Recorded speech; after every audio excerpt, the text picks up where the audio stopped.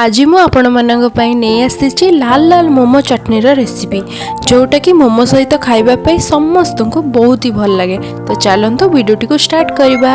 Hello everyone, नमस्कार, welcome back to my YouTube channel. तो मोमो चटनी बनवाई मुझे 2टी टमाटो 3 ରୁ 4 खोला रसुण और 3टी सुखिला लंका स्वाद अनुसार लुण और टेस्ट को बालांस करने को हल्का चीनी नहीं जाइए। आपण जतिके राग खाई पारिबे से अनुसार सुखिला लंका नहीं पारिबे।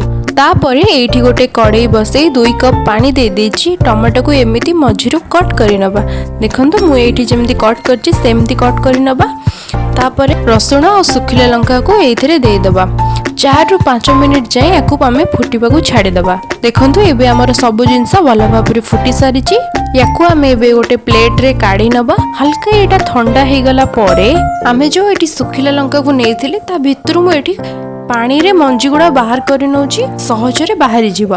आपण चाहिले सेमती मंजी सहित मध्य ग्राइंडिंग करि परिबे। एठी टमाटो ठंडा हे गला परे मु तार चोपा सब को बाहर कर दउची। देखंतु केते इजीली चोपा सब बाहर जाउची। देखंतु मु एठी 2टी टमाटर चोपा सब बाहर कर नेची। एबे याकू ग्राइंडिंग जार रे बिना पानी देई बहलिया करी बाटी नबा। देखंतु मु एठी बाटी नै आइची। एबे मु गोटे कड़ाई बसई अल्प टिके तेल रे छोट छोट काटी के रखितबा रसुण को ऐड कर देइची। तापरे रसुण को हल्का टिके भाजी दबा।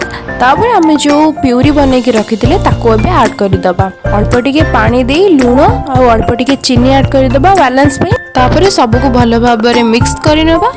तो एबे देखंतु हम समस्तिंकर प्रिय मोमो सहित परफेक्ट कॉम्बिनेशन वाला मोमो चटनी रेडी हो जाइछि।